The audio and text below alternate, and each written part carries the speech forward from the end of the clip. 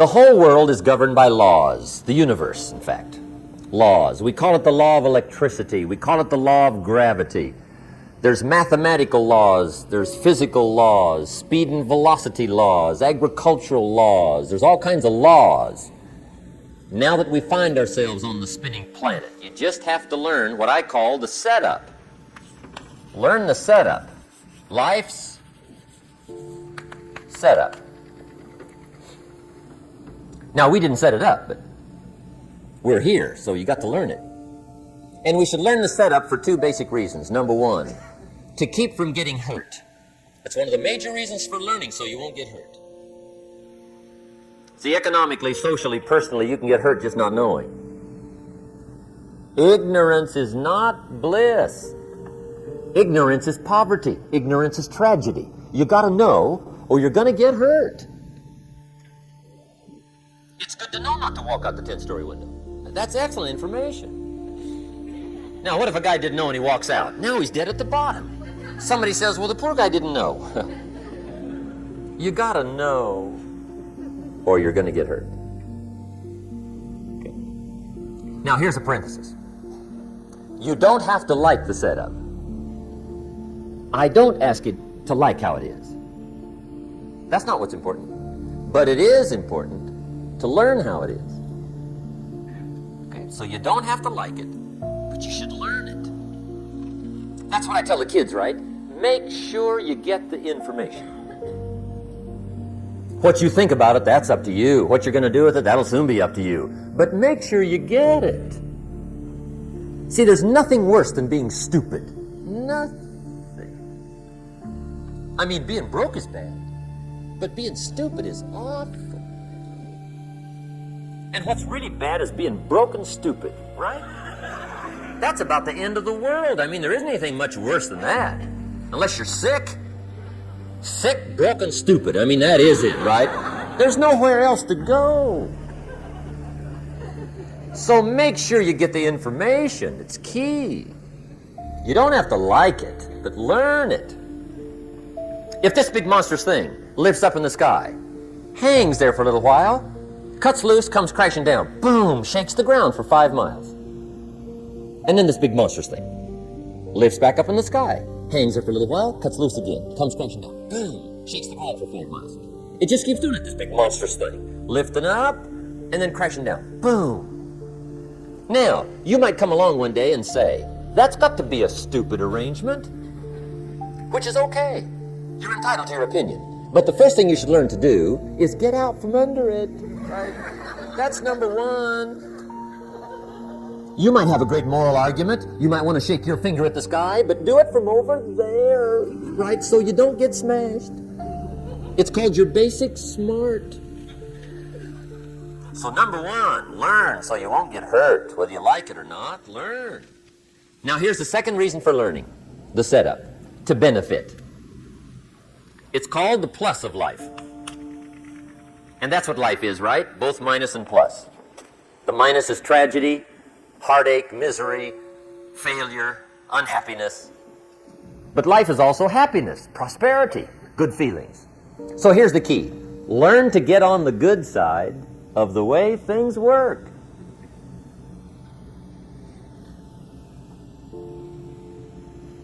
Now here's two of the basic laws, and we'll take our break. Shof taught me these. They come from the Bible. Now again, I'm an amateur, okay? When it comes to the Bible, I'm not a pro. So you'll sort of have to take my way of putting it. But here they are. The first one is the law of use. The law of use. And it goes something like this. Whatever you don't use, you lose. Lack of use causes loss.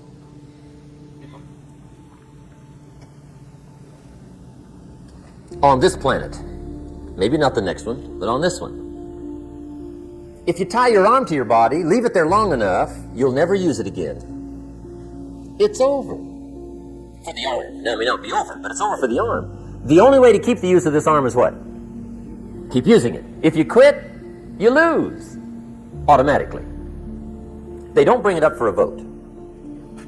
You lose automatically when you quit. Now, the same thing that goes for your arm goes for your brain, mentality. The same thing goes for all the human virtues. Ambition, unused, declines.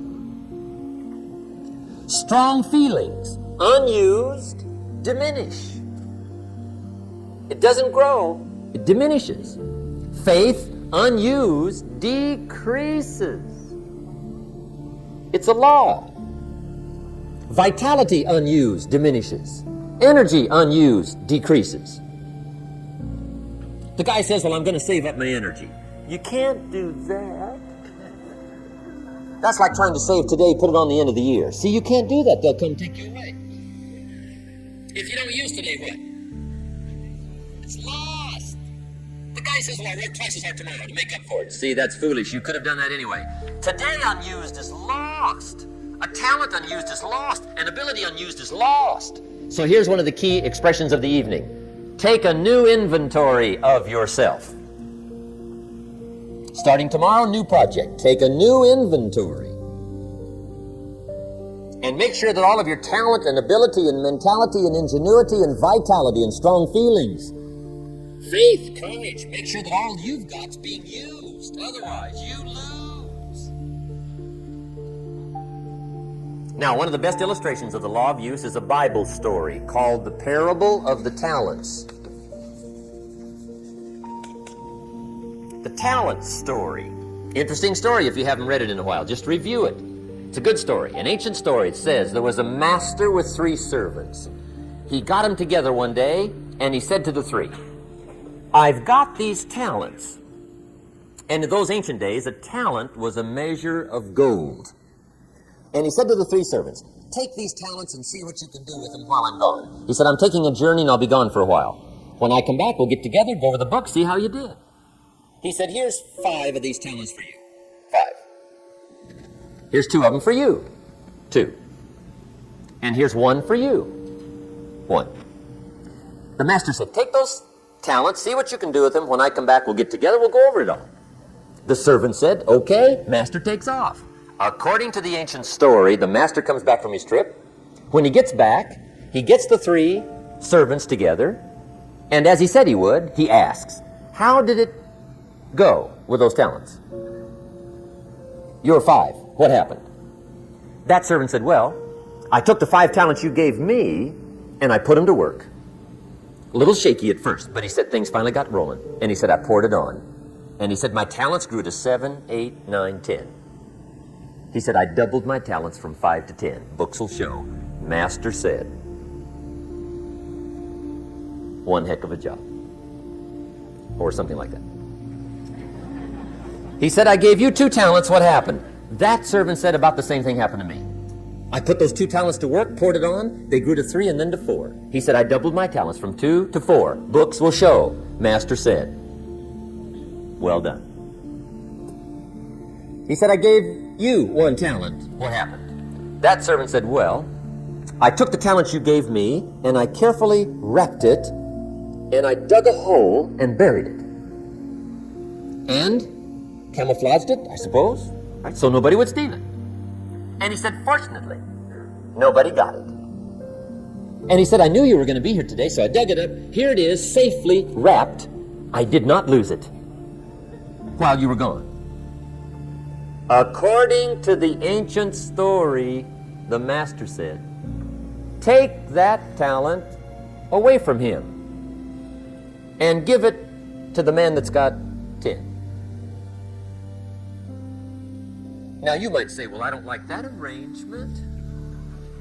The poor guy's only got 1 talent. He's already got 10. It ought to be more even. Remember, I didn't ask you to like it. But this one I would ask you to learn, because it simply means whatever you do not employ, you forfeit. It's a law. So learn well the law of use. Now here's the second one, and we're going to take a hold. Second law from the Bible. This one we've heard since we were small, I'm sure. It's called the law of sowing and reaping. In fact, we've probably heard it so often we could quote it. It says, whatever you sow, what? You shall reap. Fairly blunt, hopefully clear. Here's my first suggestion on the law of sowing and reaping. Don't try to beat it. You might as well try sitting on the sun in the morning. Keep it from coming up. You'll have better luck. Whatever you sow, you reap. Now, for a fair share of my life, I'm a bit mixed up on how all this applies. Among a lot of things I was mixed up on. I knew I wasn't reaping too good. That I understood. My problem was I was confused about what was causing it. Remember me with the funny list? I thought those are the reasons why it isn't working out well. And then Mr. Schoaf gave me the clue that helped me figure it all out. He said, Mr. Owen, I have another answer for you. There's another way to quote this law that'll show you where the problem is so you can go to work on it right away. All you need to know is where the problem is, then you can go to work on it. So he quoted me the law another way, and I found out what my problem was. Here's the way you quote the law. Whatever you reap is what you sow. Now I knew what my problem was. Whatever you reap is what you've sown. If you don't like the crop, who do you look up? Answer, whoever planted it. And where do you find who planted your crop? Answer, in the mirror. What I finally learned to do come fall was to go to the mirror. That's where you go. And if necessary, you say, a few skinny carrots? I got to be unimpressed. Where were you last spring? Asleep? Didn't you read the books? Did you break your hoe? Let me give you 7 key points to the law of sowing and reaping. Let's tick right down through the list of 7, and it'll be break time. 7 points to sowing and reaping. Here's part of the philosophy that really helped me to make some changes in life direction. Number 1, the law of sowing and reaping is negative. That's number 1, which simply means if you sow bad, you reap bad. Now, this is kind of 3rd grade, but it doesn't hurt to go over the basics. If you plant thistle seeds, you don't get pumpkins. Honest, no use looking for pumpkins. John says, how come no pumpkins? Come on, John. The law's negative. That's how come. Now, here's number 2. The law's positive. Which simply means if you sow good, you reap good. If you plant pumpkin seeds, you don't get thistles. Not from pumpkin seeds. Mother Nature won't pull tricks on you over in the corner snickering and pushing new thistles and you planting pumpkin seeds. She won't do that. You will get pumpkins from pumpkin seeds, and the reason is because the law is positive. Now here's number 3. I got excited when I found out the full dimension of this. See, you do not reap what you sow, but rather you always reap much more than what you sow. So the 3rd key word is more. You don't get back what you put out. You get back much more than what you put out. And it works both positive and negative. On the negative side, it said, if you sow to the wind, you reap the whirlwind. So you got to get ready for that, or you will be naive. But now it also works positive. If you plant a cup of corn in the spring, how much corn do you reap in the fall? Not a cup. You might as well keep the cup you got. Why go to all the trouble, planting a cup of corn in the spring? Water it and take care of it all summer. Look after it carefully. Cross your fingers and pray. Why go through all that? Reason, come fall, you could well get a bushel for the cup. A bushel for a cup. It's called one of life's better deals. Guy says, well, yeah, I'll figure out how that works. You could get rich. That's right. That's right. Then how come more people aren't wealthy? They don't study much, sow and reap. The guy says, well, yeah, you work where I work. By the time you struggle home, it's late. You've got to eat a bite of supper, watch a little TV. Here's number 4. Fourth key to sowing and reaping. There are many ways to sow and reap. There's many ways to change your life. There's many ways to get promoted. There's many ways to move up. There's many ways for financial independence. There's so many ways to do well, especially in this country. You don't have to go without any. If we lived in the middle of Africa, the middle of India, with economic disaster all around, you might have some excuses for not doing well. But not here. There's too many ways here. Do you know what the gross national product of this nation was last year, the year of the slowdown? It was still $2.4 trillion. There's been nothing like it in the history of the human race. Last year, this country. We now consider somebody desperately poor in this country and needs massive help if they make less than $7,000 a year. And the rest of the world doesn't average $700 a year. No wonder they call it the American dream. There's so many ways. Too many ways to do well, and especially in California. Do you know what California would rank among the nations of the world in productivity if it was a nation? Number 5. The United States would be number 1, Russia number 2, Japan number 3, Germany number 4, California number 5. And there's only 23 million people here. I mean, there's nothing like it in the whole world. And Orange County.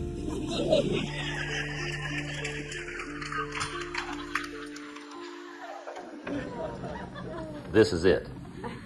There's 4.5 billion people in the world, and they all wish they lived in Orange County. Hey, if you can't make it here, forget it. It's over.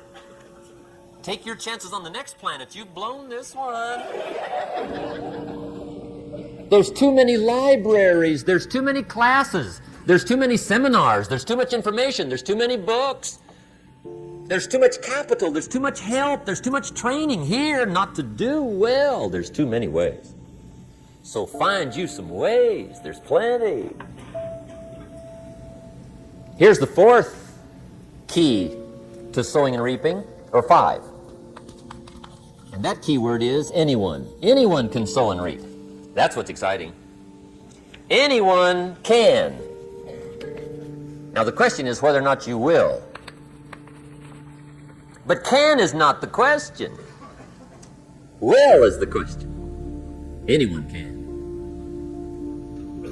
Mr. Keogh says, try my plan. I put it together. The Keogh plan. Put aside $145 a month for the next 30 years. It's $1 million with the tax advantages. $1 million, 30 years, Keogh plan, $145 a month. Not a bad plan. Become a millionaire. Now anybody can. The question is, who will? That's the question. Son asked his father, when his father's 50, we're rich, right? The Keogh thing? His father said, no, we're not rich. His son says, well, the Keogh thing, the $145 a month Keogh thing. He says, yeah, I know the Keogh thing, but I didn't go for that. Son says, you didn't? Says, no. I picked another plan for the $145. So what'd you do with the $145? Said, well, I bought beer and cigarettes.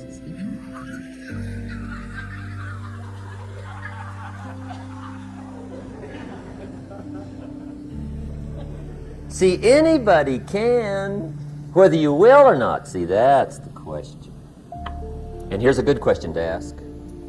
We are all buying somebody's plan. The question is, whose? Who's got you talked into doing what you're doing? Who's got you talked into your present plan? See, 10 years from now, you will surely arrive. The question is, where? But see, anybody, if you want to, can go searching for a good plan, pick it, and start working it. And sure enough, as the time passes, as it surely will 5 years from now, 10 years from now, then you'll be winding up wearing what you want to wear, driving what you want to drive, living where you want to live, become what you want to become. But now's the time to fix the next 10 years. And who can? Anybody. Here's number 6. The 6th key to sowing and reaping. This is leveling with you now, as we promised to do. There's one thing better than the truth, and that's the whole truth. And here's part of the whole truth of the law of sowing and reaping. Number 6 is, you could lose. There are times when you just lose, no matter what you do. It's that kind of planet. You reap what you sow, yes, but... What does that mean, yes, but? Well... The farmer plants his crop in the spring, takes care of it all summer, loves his family, works 10, 12 hours a day, 6, 7 days a week, is an honorable man. Come fall, he's got a beautiful crop, and he deserves every bit of it. But the day before he sends the combines into the field, a hailstorm comes along and beats it all in the ground, which means you lose. Somebody says, well, what did he do wrong? Answer, nothing. It's just that kind of planet. Sometimes it's going to hail on your crop and rain on your parade, so you got to get ready for that or you will be naive. That's just part of the life arrangement. And don't press me why. I was not in on some of the original decisions here, so I don't know how it got set up. But there's just times, sometimes you lose. That's part of life. But now here's number 7. The 7th key to sowing and reaping. And it goes like this. It's just another way to quote the same law. And it goes like this. If you don't sow, that's just another way to quote the law. If you don't sow, what? You don't reap. You don't even have a chance. So if you looked at your game plan tomorrow, you might come to the quick conclusion, I got to get some sowing going. How true. Get you some sowing going. And remember, you've got plenty of time. You've got all the time there is. Some people spend enough TV time to make a fortune. The latest article on television watching in this country, according to the latest article, the average television is on in this country in every household 7 hours a day. Called the Big 7. I asked a guy one time what his TV cost. He said about $450. I said, you forgot to look at the price tag. He said, what do you mean? I knew he was a TV watcher. I said, that television costs you, in my opinion, at least $12,000 a year. To watch it, not to own it. Owning it's cheap. Watching it is what's expensive. And I said, hey, $12,000 a year is too much to pay to watch TV. That's too much. Pay a little, but not $12,000. And he's the guy that said, I hope pay TV never comes.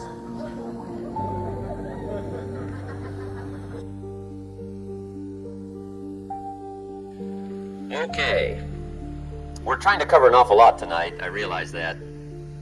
But my time schedule is such that we just have to sort of give it all to you and let you sort the rest out. I wish we had plenty of time for questions and answers and that whole thing, but our time is just limited. But we are trying to go through an awful lot, I realize that. But looks like everybody's getting it. This is about the note-takingest crowd I've seen in a long time. Incredible. Does anybody have 5 pages yet? Anybody? Oh, fantastic. Incredible. Okay. Maybe you heard the story about the preacher down in Texas, southern part of the country. He was an evangelist back in the horse and buggy days. And he was very good at being an evangelist, and a lot of people used to come and hear him preach. And one day he put up his tent in one of these Texas towns and expected a big crowd as usual, come hear him preach. And he got there, first night of the tent revival, walked in. 7:30, time to start. And to his surprise, the tent was empty. He thought, well, something must be drastically wrong. So he waited till 7:45, nobody showed up. 8 o'clock, zip. Finally, 8:15, one lone cowboy wandered up on his horse, tied his horse up outside, came in, sat down on the front bench, right, waiting for something to happen. The preacher thought, well, at least I better go down and talk to the cowboy. So he walks down, talks to the cowboy, and he says, "Cowboy, I'm the preacher." And he said, "I don't know what to tell you. Something's gone wrong." He said, "This tent was supposed to be full of people." He said, "I'm embarrassed." He said, "You're the only one that showed up." And he said, "I really don't know what to do." And the cowboy said, "Well, I'm not a preacher, so I really can't tell you what to do." He said, "I'm just a cowboy." But he said, "I know this, if I went out to feed my cattle and only one showed up, I'd at least feed it." The preacher thought, hey, the cowboy is right. If you've got a good idea to share, you should share it, if there's 1 or 1,000. So he got kind of inspired by this conversation, and he jumped up on the platform and started to preach. As if the tent was full of people, just exploded. And he went for an hour and 15 minutes, just kept rolling. Finally, he quit. And when he finished, he came down off the platform, talked to the cowboy again. He says, "Well, cowboy, what did you think of my sermon?" And the cowboy said, "Well, I'm not a preacher, so I really can't tell." He said, "I'm just a cowboy." But he said, "I know this, if I went out to feed my cattle and only one showed up, I'd feed it, but I wouldn't dump the whole load on it."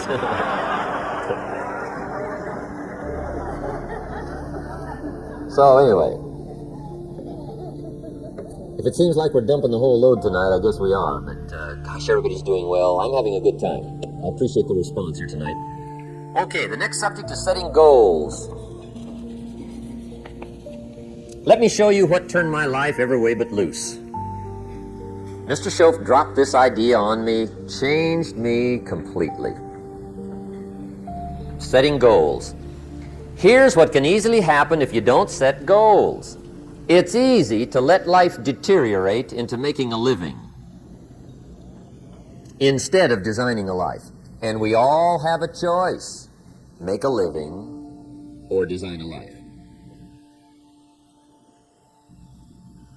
It's easy to get trapped by economic necessity and settle for existence rather than substance. That's easy. But the best advice I can give you on how to break out of that trap is to learn how to set goals. Mr. Schoaf put it to me this way.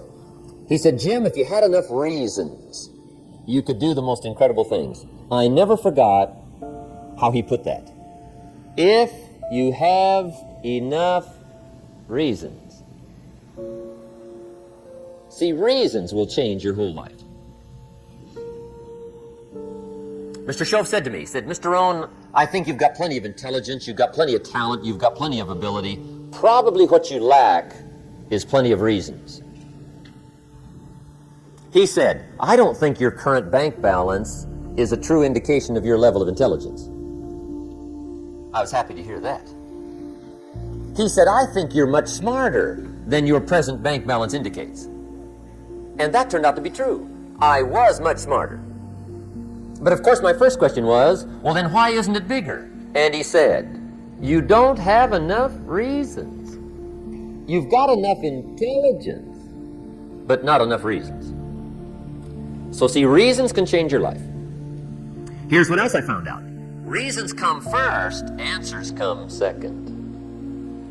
You don't get the answers to do well till you get the reasons. Life has a mysterious way of hanging on to all the answers and only gives them up to the people that are inspired by reasons. So reasons make the difference in how your life works out. Now, what are some of the reasons for doing well? Let's go through a quick list called Reasons for Doing Well. First is personal reasons. Some people do well for recognition. Some people do well for respect. Some people do well for the way it makes them feel. They love the feeling of being a winner. Those are good reasons.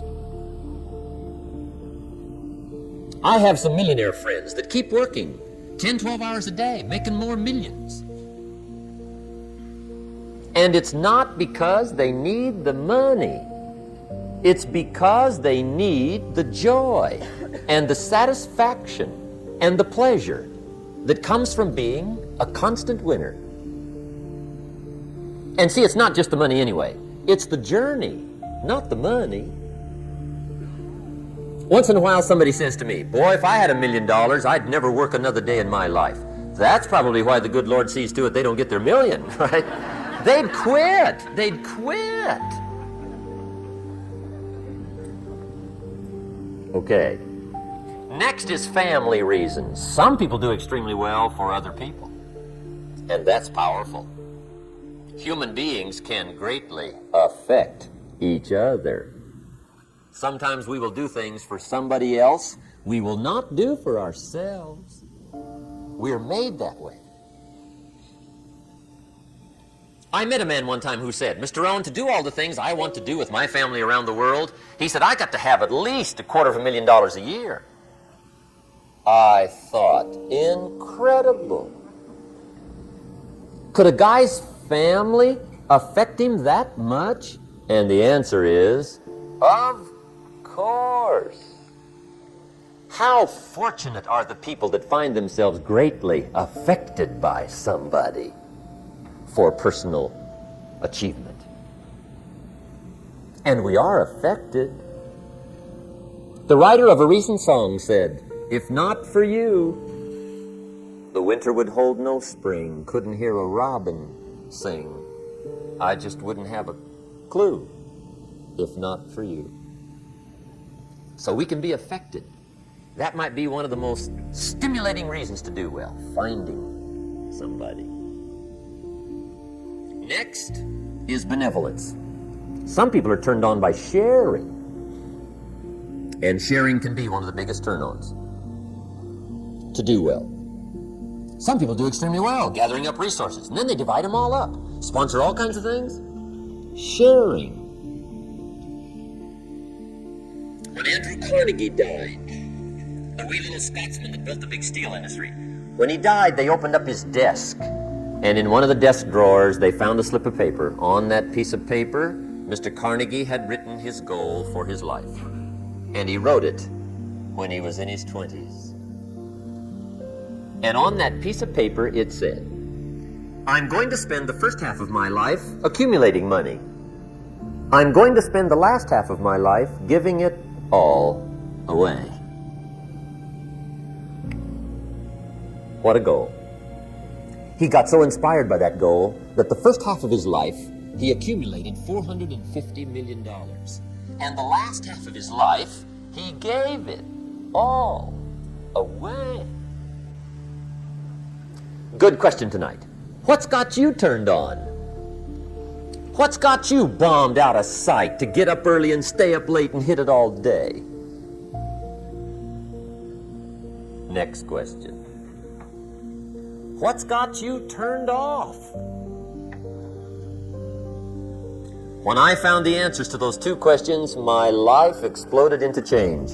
I finally found out what had me turned off, and I got that cured. And then I got me a long enough list of reasons to turn me on. And once the lights went on for me, age 25, they've never gone out. I've fallen out of the sky a few times, but I've never lost that drive to make something unique out of my life. See, reasons altered my whole life. Now, there's another list of reasons called nitty-gritty. Hard little reasons. Sometimes those little reasons are the most powerful reasons that can change your life. Sometimes it doesn't take much. I now carry several $100s in my money clip. It's only a few $100s, but it was one of those reasons that turned my life around. Just before I met Mr. Shelf, I heard a knock at the door. I go to the door, and there's a little girl standing there about this tall selling Girl Scout cookies. And she gave me one of the finest sales presentations I've ever heard. Special deal, several flavors, this whole package of stuff, $2. And with a big smile, she very politely asked me to buy. And I wanted to. Big problem. I'm broke. I don't have $2. And to this day, I can remember the pain and the embarrassment. I'm a father. I'm a husband. I've been to college. I'm working. I'm 25. I don't have $2. And I didn't want to tell her that for some reason. So I did what I thought was next best. I lied to her. I said, hey, look, I've already bought lots of Girl Scout cookies. I've still got plenty stacked in the house, which was not true. But it seemed to get me off the hook for the moment. She said, well, gosh, that's wonderful. Thank you very much. And she went away. When she left, I closed the door, and that was the day I said to myself, I don't want to live like this anymore. I've had it with lying, and I've had it with being broke. I'm never going to let this happen to me ever again. I promised that day I would work as hard as possible and would always carry plenty. It took me a little while, but now I do. It was one of those reasons. And I guess I carry plenty for two reasons. One is the way it makes me feel, but also in case I bump into another Girl Scout selling cookies. Right? I'm ready.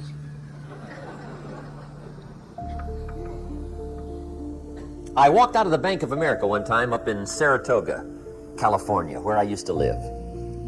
Two little girls selling candy right outside the bank. Good place. Some girls' organization they're working for, right? I come walking out of the bank. This first little girl walks up to me. She said, Mister, would you like to buy some candy? I said, I probably would. What kind is it? She said, it's almond roca. I said, my gosh, that's my favorite. She said, wonderful.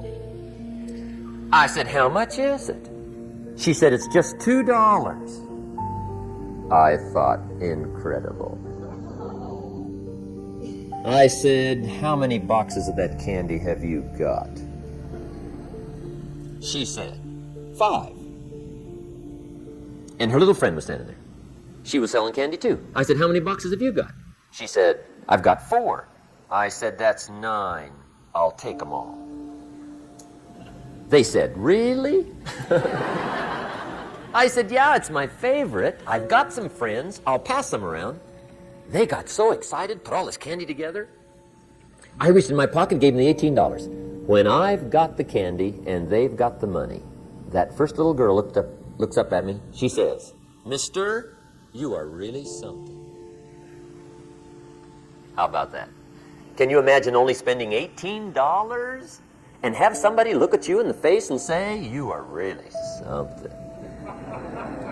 Now you know why I carry heavy, right? I'm not going to miss anymore. It was just one of those reasons. Helped to change my life. One of my nitty-gritty reasons was budget finance. Budget finance used to grind my soul. Way back in those early days, I had fallen for one of those consolidation loans, where you take all your little hard-to-pay bills, put them into one big impossible-to-pay bill, right?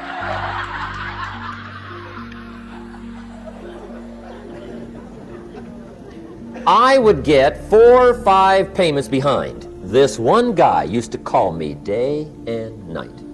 I don't think they're allowed to do that anymore. Harassed me. Threatened to run me in front of the judge. Threatened to ruin my credit. Threatened to embarrass my family. One day he said, we're going to come get your car, drag it rear end up down the street in front of your neighbors. The guy even called me a flake. And back in those days, I'm broke, I'm pitiful, there's nothing I can do about it. But I never forgot how the guy killed me.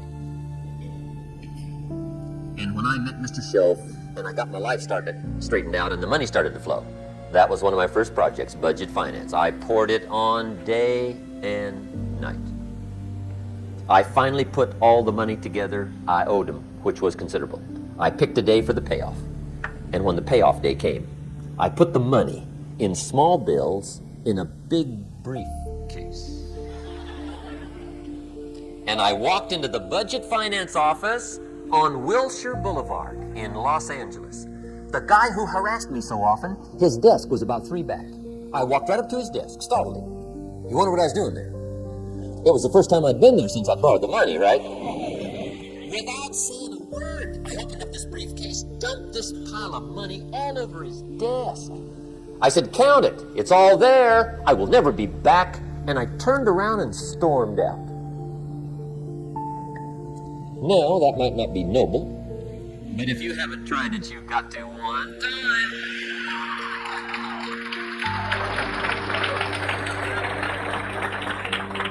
It can be the day that turns your life around. All you need is a reason that turns you on. One of my dear friends, Robert Depew, Bobby used to be a school teacher in Lindsay, olive capital of the world. Bobby taught school several years, got a little weary teaching school. One day decided he wanted to get into sales. So without telling anybody, he just up and quit his job teaching school and jumped into sales. When he did, his brother made fun of him, laughed at him, put him down, said Robert's lost his mind. Had a good job teaching school, now he thinks he's a salesman. He's going to go down the drain, lose everything. Just put him down something fierce. Bobby said, the way my brother acted when I got into sales, he said that made me so mad, I decided to get rich. And my question for you tonight is it possible to get that mad? Of course. Wealth is not a matter of intelligence. It's a matter of inspiration. Today, Robert happens to be one of my millionaire friends. Bobby's rich.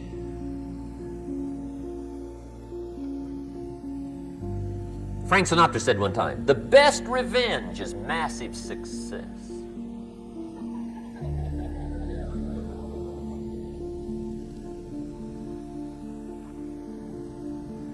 Hey, get you a long enough list of reasons so that after tonight you never lack for inspiration. You might not have all the answers right away, but you can get the answers if you can get the reasons. Now let me give you a little simple formula for goal setting.